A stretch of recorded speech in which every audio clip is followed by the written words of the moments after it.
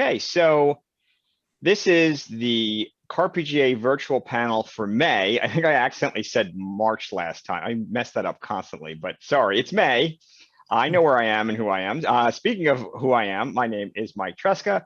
I am your host. I'm also the committee chair, and I just see Ted joining. Ted's here. Well, that's not Ted, but Ted is joining. And very excited to have Robert Adducci. Am I saying your name right, Robert? Yeah, that's right. Yep. Robert is both a new member of the CAR-PGA and has an extensive and very exciting background and things that we keep digging up that we just spoke about that we're going to talk about now that I didn't even know about. So we have plenty of things to discuss. But I do want to do some basic housekeeping. This is obviously going to be recorded. So for those of you who aren't able to make it live, which I'm sure that you aren't, then by all means, feel free to join and record this. For those of you who see this online, our website is carpga.org. And there's also a join us. So if you are not a member, you're welcome to join and you will get notifications of content like this. And we originally planned to do this quarterly, and that was silly. So we're now doing it monthly because it is a huge opportunity. We get to talk to people like Robert, but really just there's so many people. I'll never interview enough people in the world to catch up, but I love it. And I think it's really helpful in part of what the CAR-PGA's mission, which is to really both explore what's being done in the gaming world, tabletop gaming world specifically, and advance that knowledge. And I think all of these topics have been a huge opportunity to do exactly that. Speaking of which, I do want to welcome one of our newest members, Katie Lear. I don't think Katie can make it. She has definitely a reason to be busy, but she has agreed to be in the future one of our guest speakers. So we're excited about that and welcome Katie. Okay, that's housekeeping. So I'm going to turn it over to my guest here. Hi, Robert. How are you? Hi, I'm good. Thank you. Thank you for having me. Thank you for being here. Very excited about having you, especially because the more, you're one of those folks, if you Google you start new nuggets come up all the time because you're doing so many things. And I can consider you a true gaming netizen. That's a compliment. It sounds weird, but it's a compliment that you both have clearly an established online experience, but very well-versed in role-playing. And I do tend to think that's not always the case. There's people who are really into role-playing, really get it. And there's people who are probably in a different sort of online world, but maybe not role-playing nearly as much. And you've got a long history there. So usually the way I start with guests is just to have you introduce your gaming background, like sort of how you got started, and then we'll take it from there. Sure. So like how I got started professionally or just gaming? We'll start with gaming and then we can go into Sure. professionally later. Yeah. Yeah. So, in the late 80s, I was in like junior high and one of my friend's cousins was just like, hey, let's play this game. We were bored. It's Phoenix in the summer and we had nothing to do. And so, cause we didn't want to go outside because it's blistering outside. And so he said like, let's play this game. And, we're like, okay, what do we do? And he's like, no board, no nothing. And so like he basically, we didn't have dice or anything. So it was basically just role playing and we just kind of made stuff up. And I was so taken with the idea of this, I'd played like Bard's Tale on the computer and things like that. And so I kind of understood. And so I was blown away. And then I didn't know D&D was a thing at all. And so I went home after that and I basically made up my own role-playing game with like 3x5 cards, and I wrote equipment out and I wrote spells and I wrote all this stuff out. And then we were kind of playing for a little while, I don't know, with my friends every once in a while. And then I heard about D&D and, every time we went to the comic store, I would beg my mom to get me the red box. And she would always say no for months and months. And finally I wore her down. And finally she broke down and said that I could buy it. And so I bought it. And then, she just kept telling me, just remember, it's only a game. Remember, it's only a game. Cause it was, the satanic panic. The satanic panic. Yeah. And so finally I was like, Mom, just watch us play the game. And then she watched us play the game once and she never questioned me again. That's awesome. That's awesome. Now it's funny you mentioned that. So you're in Phoenix.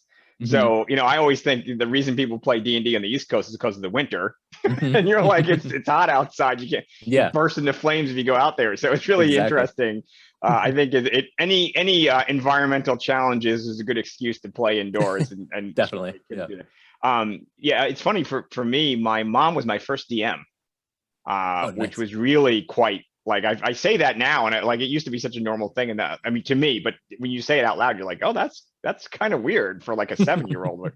So Mhm. it was interesting for me too. But it's great, like you said, if people see it, they kind of get it. Yeah, yeah, But man, and again, not a problem today because of YouTube, right. because of this being a perfect example. Hmm. But boy, what a difference, right? It used to be like you had Big to sort time. of explain it, and until someone sat in and saw it, which basically is what happens in live play Yeah. videos. What a difference. So yeah, no, I think that was the beginning of what can only be a storied career for you. What was sort of your first, when you talk about professionally, right? Which I think professional is sort of its own phrase. Hmm. What was that professional entry for you in tabletop gaming? So my professional entry of like actually being paid to be in the industry was the being a community manager for D&D Adventures League. And Hmm. so that was really the first thing that came in. And that even had a whole bunch of things kind of building up to getting that position. And so, but basically that was like, you know, Wizards of the Coast put out a call on Twitter, I think is where I saw it. And so I just responded, and I made this really geeky resume. I used graph paper and kind of like put a bunch of gaming details on there. But I think the reason that I really got it was because so I'm a super geek about Dark Sun. So that's basically like the setting that I loved. I kind of started GMing second edition D&D right about the time that Dark Sun came out in 1991. And so like I love Dark Sun because it's a desert, it's a desert planet, and I understand that. Like I didn't understand Tolkien's forests and mountains, but I understood the desert. I understood the 7 different kinds of desert and everything like that. So I could really describe it. So I loved it. In addition to the whole like environmental aspect and overcoming, slavery and things like that, I love those aspects of the game. And so I'm a huge fan. And basically, I started a website in like 1995. And it was like, I think at first it was on like GeoCities or something. I can't even remember where the first, or no, I think it was actually on AOL first. Then it went to AOL, yeah. GeoCities. Then who knows, it jumped a bunch of places. But when Wizards of the Coast bought D&D, and then they decided that they weren't going to support the other settings. And so they went out and picked a website for each setting and made it like the official website for that setting. And my website, The Burnt World of Athos, got chosen for that. And so that's now at athos.org. You can find that. So my buddy Flip, that I used to be on the old Dark Sun mailing list with me, he now he owns the site technically and runs it. I still post and do everything to it, but and so I kind of was known for that a little bit. And then in 2012, Tim Brown, well, actually, no. So let's go back a little bit. So 2010 is when 4th edition D&D came out. And like I had not really been playing for a little while. I went out and decided I was going to like teach kids about wilderness stuff. And so I was living in the wilderness basically with kids like 2 weeks at a time and things like that. And Is that so camping? When you say I mean, that? it's kind of camping, but it's more like troubled youth. Like there was like we Okay, had groups of troubled youth that I got took it. out. So they were like, smoking pot or stealing or whatever they were Right, doing. And we, sometimes worse stuff than that too. But we would right. take them out and teach them skills to deal with all of their problems they were Like having at home. outdoor therapy. I'm not sure if I'm saying that right, but Yeah, something yeah. along those Wilderness lines. Yep. therapy is Wilderness usually what it's therapy. Yep. called. Yeah, Yep. yeah. And I'm Yep. not a therapist. I just know a lot of wilderness stuff, and that's why I was there. So I was an instructor for that. And so I did that for a few years, but I got tired of not being in a city because I'm from Phoenix, from a big city. So tired of not gaming, tired of not doing martial arts, and so I needed to get back. And so I moved to Denver to do martial arts full time, pretty much. And I started listening to these podcasts that 4th edition D&D was coming out and Dark Sun was coming out, so that got me back into it. They did Baldman Games did Ashes of Athos, which is Hmm. a kind of organized play for Dark Sun. Yep. And my buddy Teos, who again was on the Dark Sun mailing list, he was doing writing the adventures, and so I kind of got involved and started like reading them and giving them feedback on the world lore and stuff like that.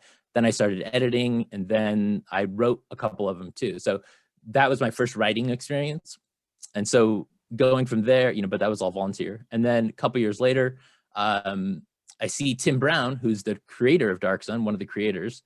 he had this new world that he was going to try to put out, or he did put out, called Dragon Kings. And so that was like one of the early Kickstarters. And so, you know, I saw Tim posting a little bit on Twitter, and I'm like, I just messaged him like, hey, Tim, maybe you should, you know, talk about this or do this or do this. And he's like, hey, do you just want to do this for me? I was like, sure. So basically that literally started me doing social media for role playing. I was like, oh, this could be, you know, could be what I do. Because like I said, after I did the wilderness therapy, I moved to Denver. I was an uchideshi, which is a live-in student at an Aikido dojo.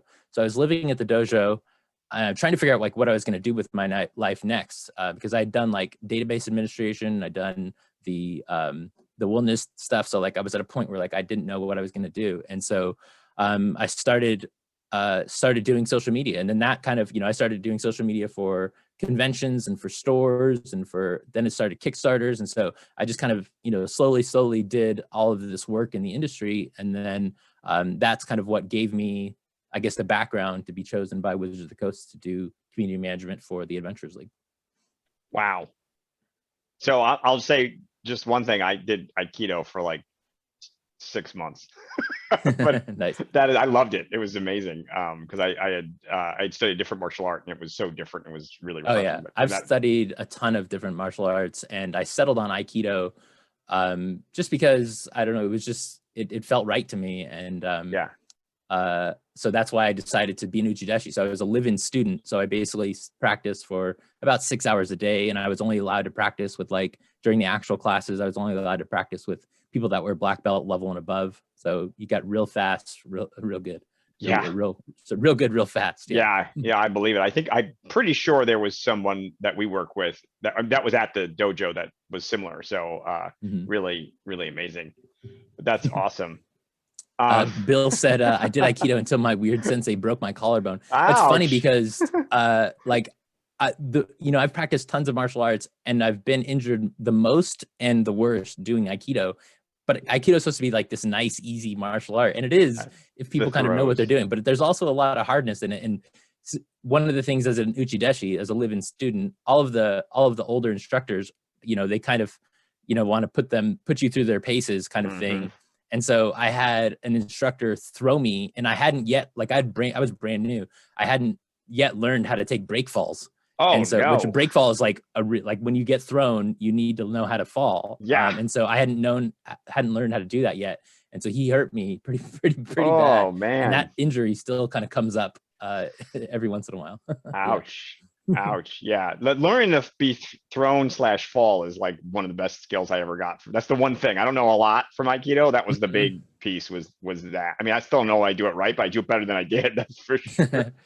Yeah, I mean, that's something that's really cool that I really love about Aikido. Like especially when you practice with somebody that's really good. So there was another guy that kind of lived at the dojo with me, and he was like 3rd degree black belt, and he lived there because he lived far away. And so he would just travel to Denver and then live there for a couple months and then travel back. And so we would practice together. And he, like, when I think of Aikido, I think of this guy, Rick Sensei. He was just amazing. And when you practice with him, like you no longer have control of your body. Like he has control of your body. So when he throws you, you're just flying through the air, and it's like it's just like you just get thrown, and it's so fun. And because he does it right, and then you can roll and you can do whatever, and it's amazing. So I know you had to do these tests where they come at you from all sides and you don't know where they're coming. Randori, yeah. Yeah, Randori. Thank you. See, I'm going backwards too, because I had to do that, and it is a rush when you do it right, and it's terrible if you do it wrong. Yep. So I mean, that speaks to, I think, your ability to improvise, right? Which obviously is something you use in DMing. Definitely. It's a lot, right? So I know that you've now moved on from. So let's talk about D&D Adventures League before. But so you're DMing for D&D Adventures. What were you doing for D&D Adventures League? What was that? So I was the community manager. I was one of 6 admins, and so basically, you know, we were tasked with starting up organized play for D&D, and you know, we were basically picking up what the D&D encounters had done, and we're kind of making it our own and kind of pushing it forward. And so we really had a big online presence that we pushed for that. Like we had Facebook groups that had like 30,000 people in them and things like that. And we, you know, ran Twitter and stuff where I don't think they ever had that before. And so with us, we were able to kind of do all those things to get a bunch of authors, write a bunch of, you know, individual stories that had, you know, initially they were sort of tied to the main storyline of D&D, but separate. And then now they're sort of like directly tied to the main storyline, whatever they're putting out. and things like that. And so yeah, that's definitely that clear was that they've integrated more than they did in the past. Yeah. Yeah. And so we, it was basically handling all of that. And at one point we had like, it became obvious that we were going to be inundated with requests, because at the beginning it was like only game stores could do it. And then eventually we moved to like anybody could play, Adventures League. And now you can go, anybody can go buy the adventures and things like that. And at first it was, it got to be really chaotic, because all these game stores were requesting all the content, and we were like, how do we run the content and who's going to run it? And so like, eventually we started this program called the local coordinators. And so they're like, in every city there were people that would coordinate the different game stores to make sure they had all the information. And then we had like regional coordinators, which were responsible for like wide swaths of the United States or whole parts of the world, really. And then we kind of coordinated all of them. And so we ended up having like 300 people that were sort of volunteers. But then at one point, there was the whole, I don't know if you guys remember the whole issue with the, like, Magic judges getting like saying that they were employees by Wizards, and so they should be paid. Yes. And so Wizards then sort of decided, okay, well, we don't want this to happen with the local coordinators. And so we basically had to like cut that sort of volunteer program off.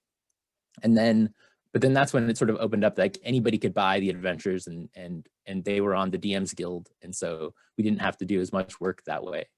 And so, and it's interesting because in some way, I think that's the pro-am space, right? So if you've heard that, the pro-amateur, where like, it's sort of like people are on, it's a weird spot. And tabletop role-playing, it's very, I wouldn't say it's weird, it's porous, right? Where, D&D, the whole point of D&D was you make your own D&D, right? I always like to quote something that was in the Oracle magazine that said D&D's best job is to make more D&D, which means everybody's a publisher and everybody's a creator and everybody's a writer, which is great. But then when you start asking people to pay for it or use it as a group, the fine line between what's a professional that's allowed to tell you what it is and what's official, and what's me and my homebrew, and I say, hey, why don't you just use it? But I know 1,000 people and they use it because I happen to own a website. It gets very gray areas to ownership. So it's interesting because, to your point, some of these issues got resolved because they created DMs Guild, and then we now had a classification for how it was managed. There was a whole sort of legal structure to do that. So I mean, I think it's to the better, to be honest. It was one of those things that I felt was always sort of weird, to your point about like, I mean, look, the business world has co-employment concerns and they dealt with it. The same thing had happened, I think, with Microsoft. There was a lawsuit and a lot of people, basically saying you can't keep us as contract, you're treating us like employees. And it's always a concern where I work. But it's interesting because it also shows the expansion of the role-playing world, that it came up. And I'm glad, I think ultimately it worked out, but it is, you don't want to be in the middle of that while you're trying to do it and they go, well, you're fired, or you're not, you're no longer necessary as a volunteer. So I know that was hard. That was definitely hard, because all these people that we had regularly been hanging out with, having meetings like this with, and all of a sudden we had to sort of cut them off. And not that we completely cut them off, because they were basically still doing it just as, just not part of the official organization. Right. And so a lot of that was also like going to, like, they would fly us out to conventions and we could, run adventures for them and run stuff there. And so that was great. About once a month I would fly to a different convention and run games for people and stuff. So that was really cool. That's awesome. So now obviously you're getting a lot of experience running a lot of games for a lot of different people. So you're that's a, so were you a convention GM a lot, or? Yeah, I was. So we had, so with the Adventures League, we had like seasonal adventures that were, from 1 to 20 adventures, basically, every season, every, 7 or 8 months. But then we also started this thing that were called author only adventures. And so it was like the 6 admins of the Adventures League, plus any of the Wizards of the Coast employees. If they wanted to run an adventure, they could run their own adventure, and they were sort of author only. So they were the only people allowed to run them because they were their own. And then they were sort of like special adventures, basically. And so that's why the conventions would fly us out to run them. And so because we were the only people that could run these specific adventures. And so, I did that a lot. And then it got to one point where I forget how it initially came up, but like people in Russia, people in Australia, people in Europe even, they were complaining quite a bit that that we couldn't run these adventures because they can afford to fly us out there because it's, you know, considerably more expensive to go out there. And so I had also been running, been doing social media for Fantasy Grounds. And so Fantasy Grounds is a virtual tabletop. And so I started doing social media for them and running my own games and just kind of having fun with it. And then I thought, well, maybe I can run games, Adventures League games, for all these people in other parts of the world. And so I started doing that. And then I thought, you know, when conventions fly us out, they pay for our flight, they pay for our, you know, food and our hotel and our badge and all this stuff. So they're effectively paying us, even though it wasn't usually in cash, or sometimes they did give us some cash for food and things like that. So I thought, well, if they're doing that, why can't I accept payment to run these games online for people all over the world? So I brought it up to Wizards and they were like, yeah, sure. And so I started doing that. And so I started being basically a professional GM in about 2015, I guess it was maybe 2016, 2017. Did you just invent professional DMing? No, I'm pretty sure it's actually interesting. You know, I probably was one of the first people that really did it online. Right. But as I've kind of gotten more into that community, there's people that have been doing it for years and years, like in person a lot, apparently, which I'd never heard about, you know, really. Yeah. But yeah, so did that, and now, you know, it's much more popular. Oh yeah, well, it's interesting because I've been following the professional DM community for a while, from, to your point, like earlier than that, and a lot of it was arrangement with the hobby stores. You sort of had a place where the store was like, look, it's good for the store, people buy stuff, but it's challenging for someone to go, I don't know who to play with. Why don't you host it at the store? And then to your point, maybe it wasn't always actual payment, but it was reimbursement. It was, you know, snacks, food, whatever. Right. Exactly. But there were definitely people who said, you know, I get paid to do it. And then that turned into adults who didn't have the time, frankly, didn't want to fight trying to find somebody, wanted, quote, professional levels of whatever that, you know, determination is, and then would hire someone for hours and say, all right, you're the, you know, you're going to run it for the weekend or whatever, which is amazing. So that's, yeah. So like I think I don't think I said it here, but you're clearly battle tested, because I've been to enough conventions where I'm like, you don't know what you're going to get. That's being flexible is really important. I'm sure your experience with kids, at-risk kids and youth out in the wilderness probably prepared you for this kind of stuff. One side, I get cussed at a lot less as a GM. It's less swearing. It's similar, but less swearing, and you know, you're indoors usually, so that's good. A little bit about the Dark Sun thing. So, are you an Edgar Rice Burroughs fan at all? From the you know, I'm not a fan, but I'm not like a big fan of it. No, I really didn't know much about that aspect until, of course, I super got into Dark Sun, and then I kind of looked into it more. Because it's so fascinating how much Barsoom is, if I'm saying it right, but is influenced Dark Sun, and it was one of those things that I feel like, and this is something I didn't know, right? So, you know, you get into it, and there's so much stuff you learn through D&D, and then you go backwards into it, right? And you're like, oh, and then you're like, oh, there used to actually be, you know, the Giralon or whatever was actually, you know, a throwback to the four-armed ape. And you're like, oh, that ape was actually in the original D&D. And there were so many things that were sort of around. And to me, it was fascinating because in a lot of ways, Dark Sun was one of the most original weird fantasy roots of D&D that had been forgotten. And maybe not forgotten, but D&D had strayed into this fantasy. D&D has become its own genre, in my opinion. So it's not just like, it's no longer emulating Lord of the Rings, it's like emulating itself. And now there's like literature called, what do they call it? Lit RPGs that are literally like, I mean, like now it's creating its own fiction about it. It's so fascinating, this framework. But Dark Sun, to me, was sort of one of the purest forms of sort of the Barsoomian experience, which I think people, if you don't know about that stuff, and it's, you know, and they tried to revive, Disney tried, right, to bring it back. It just didn't, it didn't click as well as I think Dark Sun did, which is a testament to Dark Sun, right? Like Dark Sun's still going in spite of support or not, whereas Disney couldn't get a movie off the ground with millions of dollars to make a franchise. But really, you know, with the Tharks and the Tricreen and Tricreen. So really fascinating. I mean, was it, to your point, because obviously where you live, you got a lot of that. Have you seen the sort of the world of Athos and sort of, because obviously there's fandom there.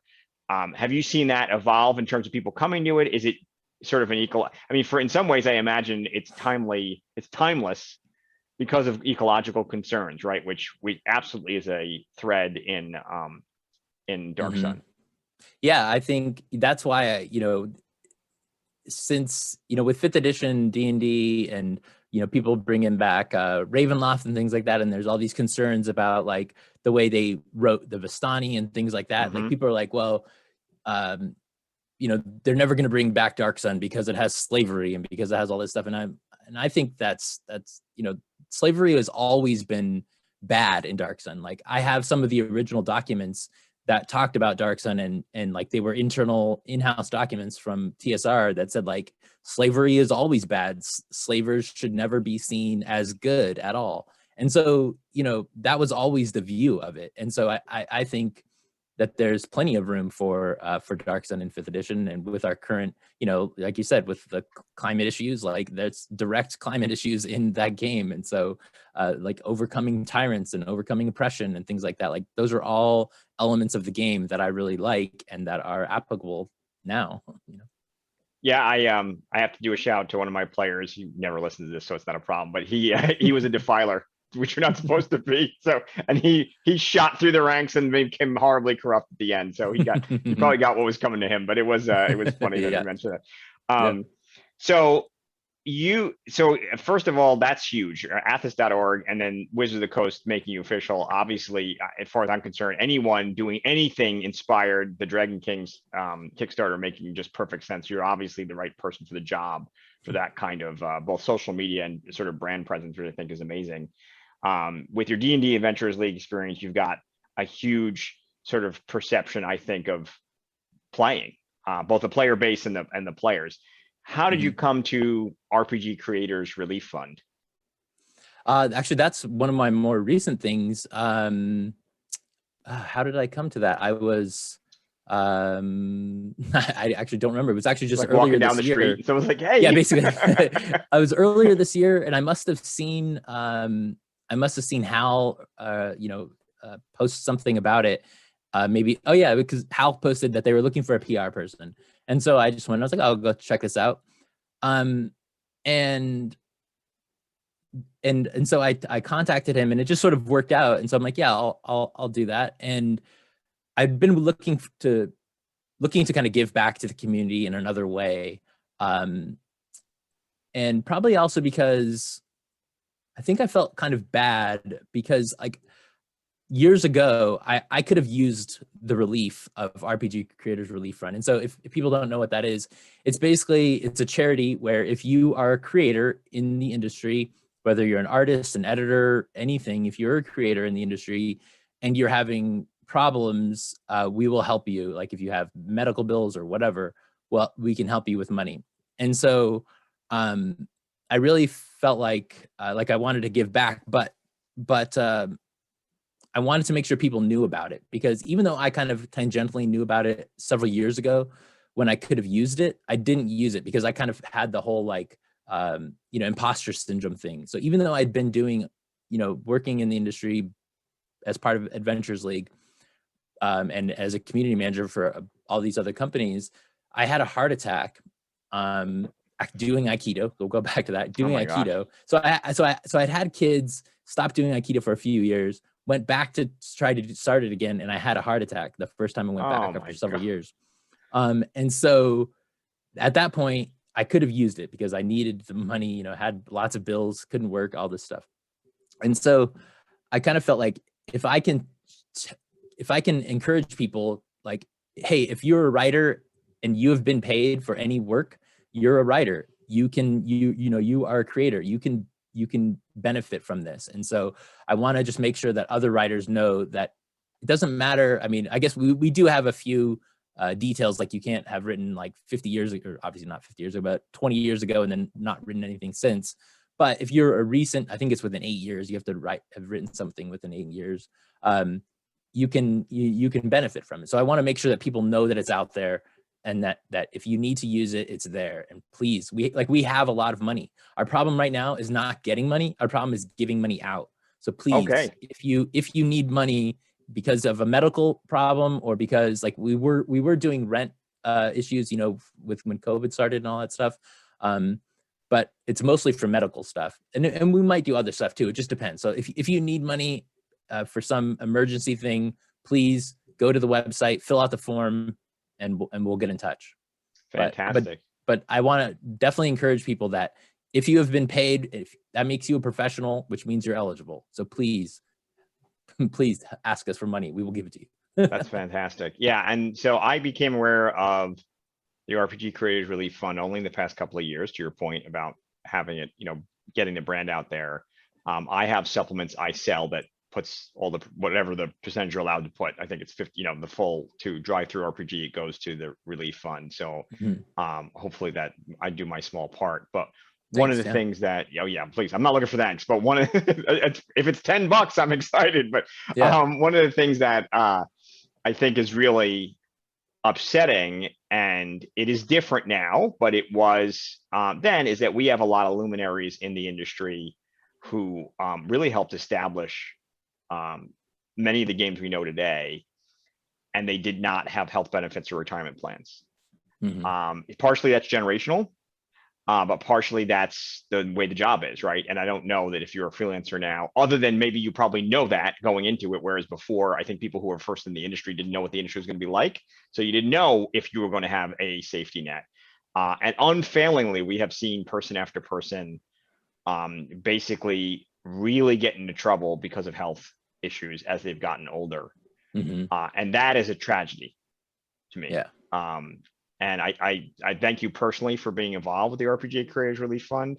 And I'm glad to hear that, because that is one of the things we've looked into is how do you, I think it's twofold. One, make sure people understand that we create our own safety net in some ways, but in another way, really support creators who are massively influential, but they fall on hard times. And to your point, there's a lot of pride. There's just a lot of reasons why people don't look for that money, or they don't know.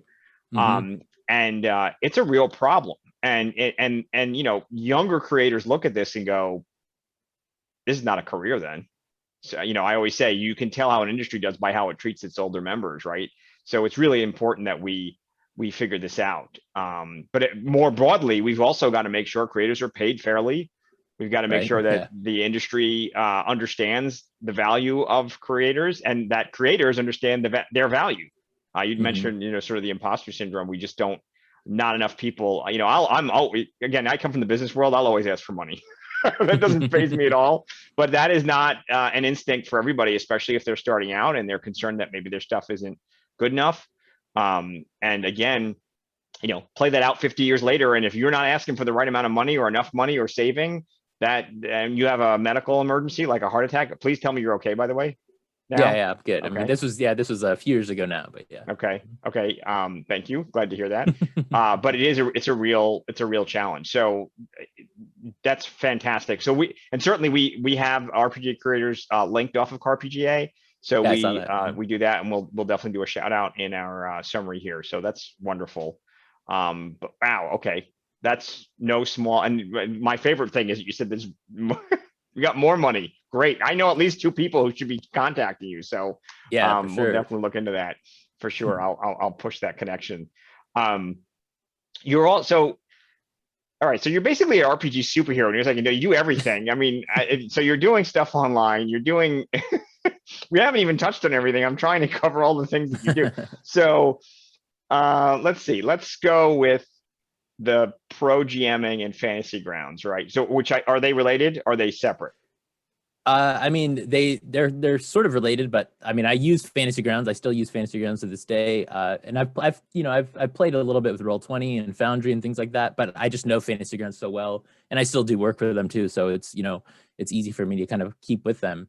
But so I, going from the Adventures League stuff, I had a Patreon, and so that's what I started doing. And so that's how all these people from all over the world started playing in my games that I run, my author only games. Once I left the Adventures League, they kind of allowed me for like another year to continue to run my author only. So I did that. And then once that time went by, I still had all these patrons. And so I was like, well, I'll start running Dark Sun games.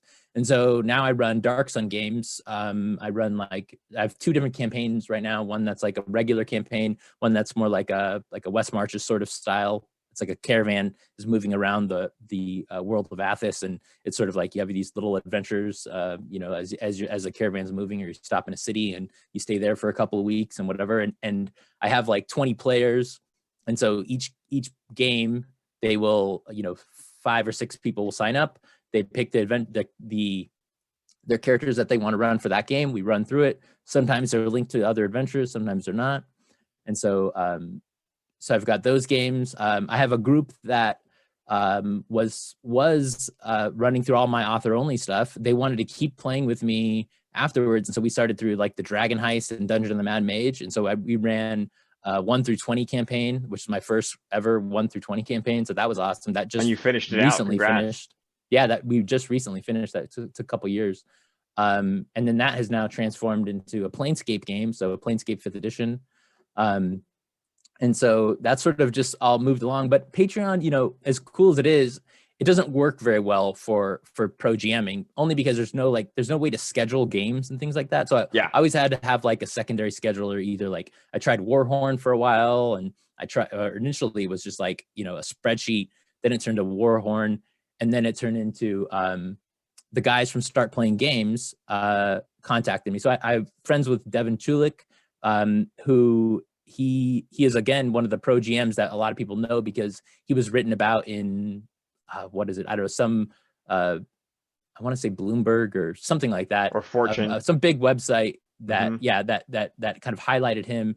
And so we had started talking a while ago, and then right during the pandemic, Forbes, I think that's right. Forbes, right at the beginning of the pandemic, Devin and I had been talking about doing a pro GM website. And so since the pandemic hit, him and a guy, Nate, they did it, and they used me basically as their test case. And so a lot of the features are because I asked for them initially.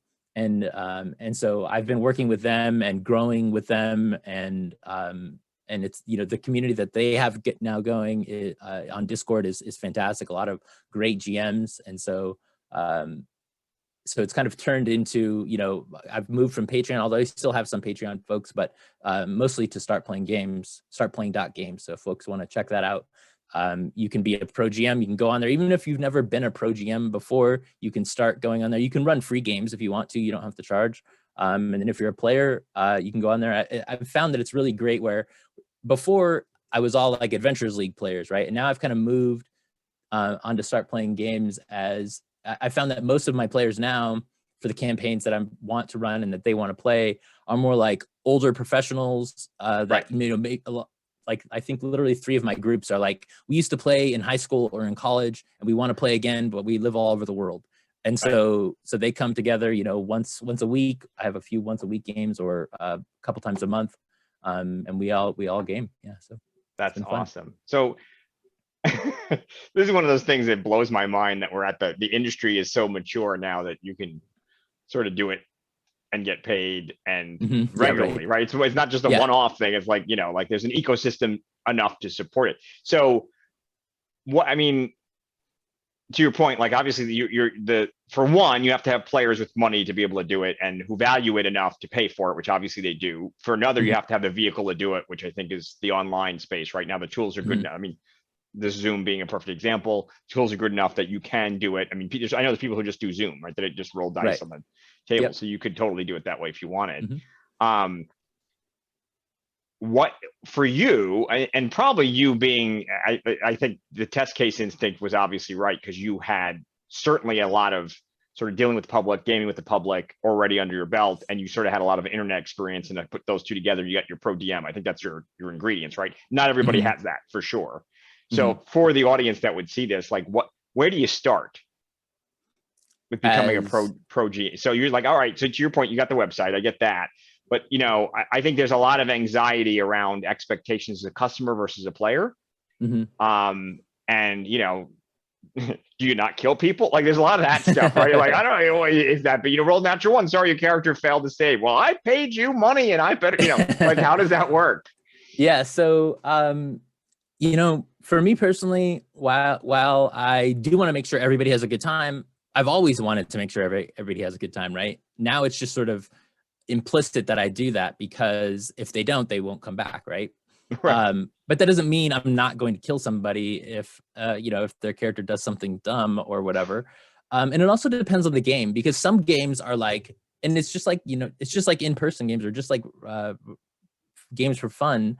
It depends on the game. So like, if you're playing a game that is super story based, and it's probably likely that you're not going to just outright kill characters for maybe something they didn't really think about, right? You're going to kind of give them the opportunity to kind of fix that before you're going to be like, is that really what you want to do, or whatever, Yeah. Whereas there's other games where it's much more brutal, and the players know that, and so as we play, that comes out in play, and more characters die, and that's what they expect. So it just kind of depends on the game, really. But as far as like running the games, to me, it's mostly the same as I would run for any home game. The differences are, on Fantasy Grounds, I have thousands of dollars worth of maps and tokens and things like that. I use Sirenscape for sounds and things like that. So I've put money into it. I have decent lighting and a decent microphone and things like that. And I kind of try to learn, use the tools, and I'm always learning, like I have Voicemeeter, which helps with audio stuff. And, so I'm kind of always learning, always making things better in that way. And so I don't think I'm anything special as a GM. I've run with other GMs that I thought were better than me. And, but I just think that I kind of do it all. And I think I kind of do it on a consistent basis, And so I think that's really what people want, is consistency, because you play a game, and, we've all played those games where we're super excited and then we only play twice, or whatever, life gets in the way or whatever. And when you put money down, life can still get in the way. I've definitely canceled games. I've had players had to cancel, for whatever reason, but it's also like, okay, well, it's going to be consistent. Even if you have to skip this one time, we're still going to play next week or whatever. Right. Yeah, it's interesting because Luke Pulsifer, who's a legend in the industry, he's written for Fiend Follow and Dragon Magazine. He did an article recently on N-World, and one of the articles was about, he was laughing because one of the rule books has a character generator with background, and what the point he made was, in old school D&D where you could die, you didn't really, the background was the game. Yeah. Right. So what that meant was you developed a character's backstory by playing. So they were sort of blank slates intentionally because they could die. So you don't get too attached, number one. But number two, the story is playing the game. But when you do a lot of effort into developing the character before they arrive, it's much more upsetting if they die, day one of level one of the game. Right. Yeah. And to your point, like, some of that is expectation.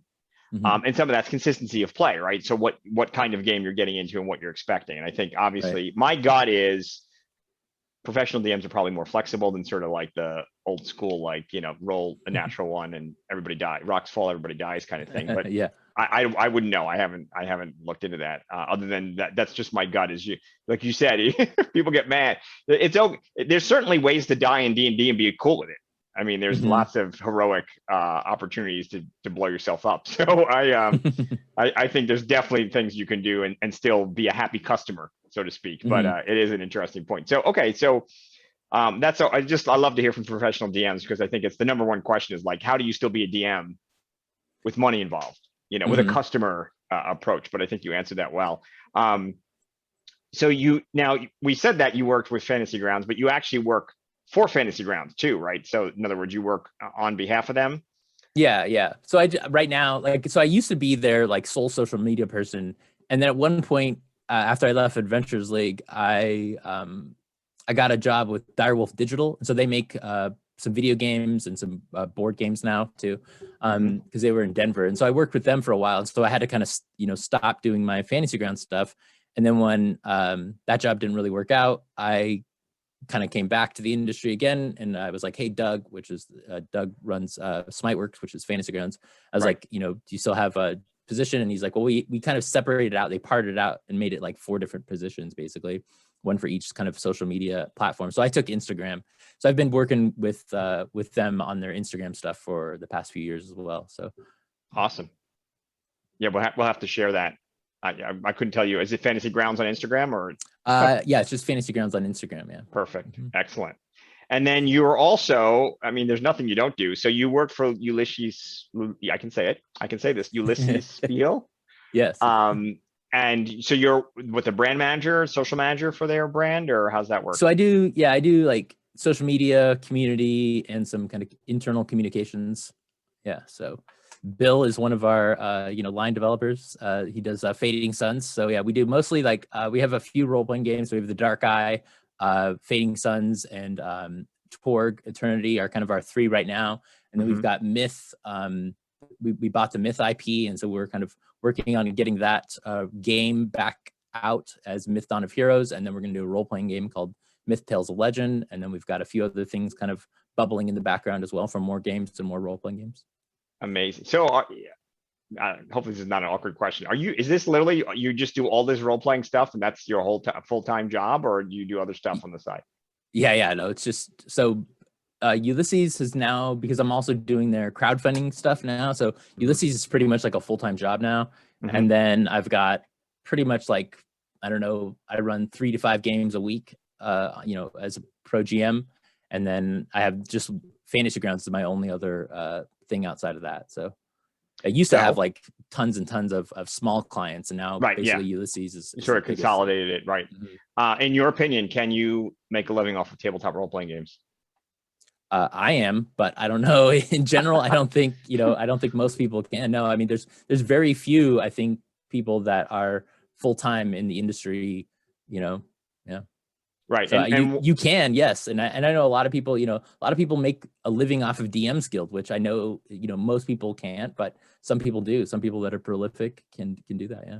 Yeah. So I did an article that sort of looked at just how much each platform would have to make to make a sustainable living, which by the way varies where you live, obviously. Right. And I compared Kickstarter and Patreon and Drive-Thru-RPG. I don't know if I did DM's Guild, which is interesting because that's a different rate, obviously, in terms of royalties. But it is an interesting thing. And I think one of the conclusions I came to, because there are lifestyle bloggers who make a living, right? So if you approach the platforms as all of them, like, because to your point, like everybody's got a Patreon, like I got a Patreon, like when you all use Patreon, you have to have a finger in all of these things. And you get enough of these income streams, it's possible, but you're always hustling, right? I can't imagine. It's not like you go, well, I'm done, or I just, I clock in 9 to 5. It's not that kind of job. I mean, it's literally a constant working to obviously get more income streams coming in, and hopefully as you establish them, that gets a little easier. But I mean, you have your brand, personal brand, I imagine, is really helpful in getting you work, right? So in other words, because of Ventures League and some other stuff, that builds to make things a little easier. So yeah, I think it did definitely. Adventures League kind of boosted me into kind of people seeing me, and so I've definitely got, and I assume that I continue to kind of get little jobs. Like I'm gonna I just signed up to help out with Blood Sword Kickstarter, which is going to come out in a couple months, based off of the old Blood Sword kind of choose your own adventure style games, books that were from the 80s, I think 80s or 90s. And so they're putting out a 5th edition version of that. And so I'm going to help them with that. And I assume that they found me from my old Adventures League stuff, but I don't know where they heard about me, but yeah. Well, and obviously your skills are in demand where certainly with Kickstarters, and Mr. Best knows well, where really having these, the ability to understand how to reach the population and manage it is massive, right? And you've got there's more than ever brands directly tying their funding to that population. It's not sort of an abstract, hope a store sells your book anymore. It's, can you get this many, fans to put money up front so the book can get made or the product and I think get made. Part of something I forgot to mention to you of other things that I do that is sort of very you related forgot to all something? This. I forgot something. Yeah, was I'm an admin for on the D&D 5th edition page on Facebook. It's the big group. It's like 163,000 people now. So we started, I'm in that group, I think.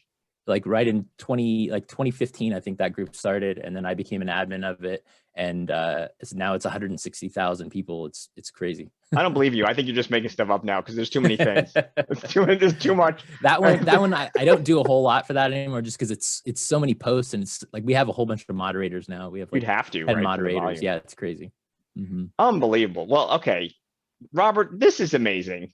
I just want to talk to you all day about all the insane levels of things. Because first of all, I know there's stuff you've seen. We're not talking about any of the bad stuff, but you've certainly seen the good and bad of the entire gaming population. And I know you probably have stories. I've seen some things, yeah. You've got to be fun at parties because I can only imagine the stories. But that's not what this is about. That's not what this is about. So I appreciate you taking the time. But I will open it up as anybody has questions for Robert. We have some time. We're at the 10-minute mark. That's when I usually like to take questions. You don't have to, but check to see. Give Robert a chance to take a drink. By the way, Bill, I think I bought a book from you at Gen Con. Oh, which one? Fading Suns. Oh, how long ago? Years and years and years ago. Oh, okay. Yeah. I'm pretty sure it was like you were like at the booth and I bought it from you. Could be. I think so.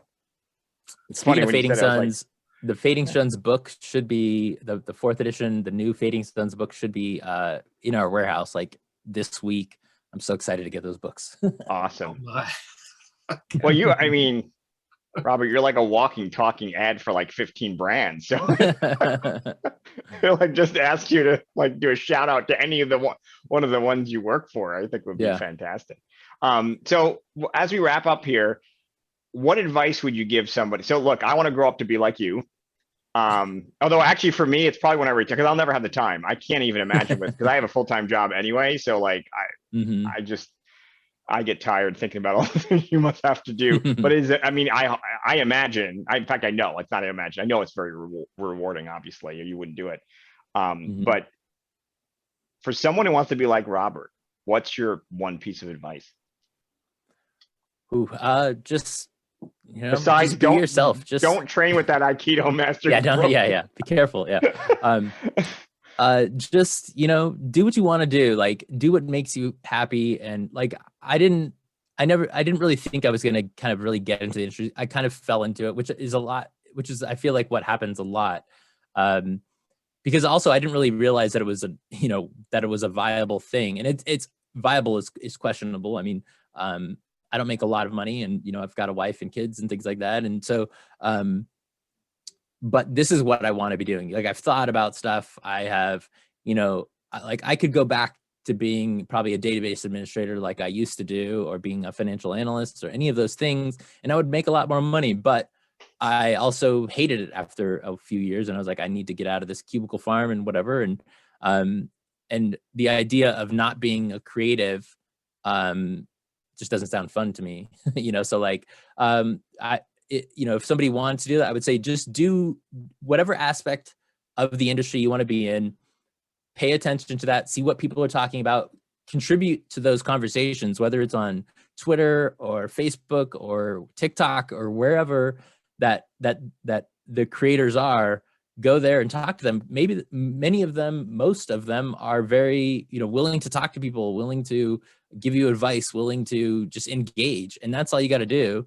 And so once you engage a whole bunch with people and people know you, then all of a sudden, you're going to see a call for writers or a call for someone to do social media. And most of these companies are really small, right? So if you find a small upcoming RPG company that says they need a social media person, contact them. If you've done stuff, if you are an admin of a group, make your own group and start running that. Then all of a sudden you start having to deal with people and you learn what it means to do customer service, whether you're actually getting paid for it or not initially as a volunteer. Then you get that little bit of experience. And then when somebody asks for someone that has the experience, you're like, hey, I've done this as a volunteer basis. And that's, enough to start in this industry, basically. And then you just kind of keep doing it and keep doing it. And maybe you'll make a living out of it. Yeah. And I mean, I think, as we mentioned, pandemic included, for better or worse, because it's accelerated a lot of the internet trends that were already happening. It's more possible. I'm not saying it's probable, but more possible than ever because of the resources available. And, between, to your point about DM's Guild, you got DM's Guild now, you got Patreon now, you've got Kickstarters, and we have people like you to engage in Kickstarters. So do people hire you to run their Kickstarters? Is that the case? Mostly I just do like the social stuff for Kickstarters. Do the social stuff. I don't Okay. usually, I've done a couple of them on the back end, but that's not my kind of primary. All right, last question, because you've had that experience. What makes a successful RPG Kickstarter, since you've probably seen the social, which is where I think a lot of the battles happen. In terms of what I've seen, certainly is part of the challenge is the community. So I imagine you're on the front lines of that. What works? What's the secret sauce? I mean, it's finding your audience, so and engaging with them so that they are interested in what you're doing and that they tell their friends and they share your things. That's what's most important, because if you don't have that, then you have to spend a lot of money on ads. Nobody wants to do that. But so that's sort of the most important thing, I think, is finding your audience and engaging with them, making sure they're interested, so that when you post things, they share them or they engage, which obviously boosts your boosts your the analytics, so more people see those posts and things like that. Yeah, for sure. To your point, you either earn it or you buy it. Right. So, and if you don't earn it, you got to buy it or it's not going to happen. So, and certainly some of these guys, from the amount of ads I've never been advertised on Facebook as a gamer in my life as much as on Facebook in the past 2 years. And frankly, in the past year, which I love it, because it's one of my Christmas wish lists. But it is amazing the things that people are advertising now that I never even knew was available, and it's obviously they're paying for ads. Wow, this was a whirlwind review of your career and barely hits on any of it. I will definitely come back to you and make sure I get all the links right. But thank you so much for being a guest, Robert. I really appreciate it. Well, thank you for having me. It was really fun to talk with you and to kind of just look back at kind of what I've done, which is it's been a wild ride for sure. And you're a member of the CAR-PGA now, so you have to now thank you. use those. Mention us when you talk to all the other millions of people. I definitely will. We're looking to add more members, and I think that's a skill that you're a good person to be on the role. So appreciate you joining, which you've only been in for if a month at that. But I really do appreciate the time.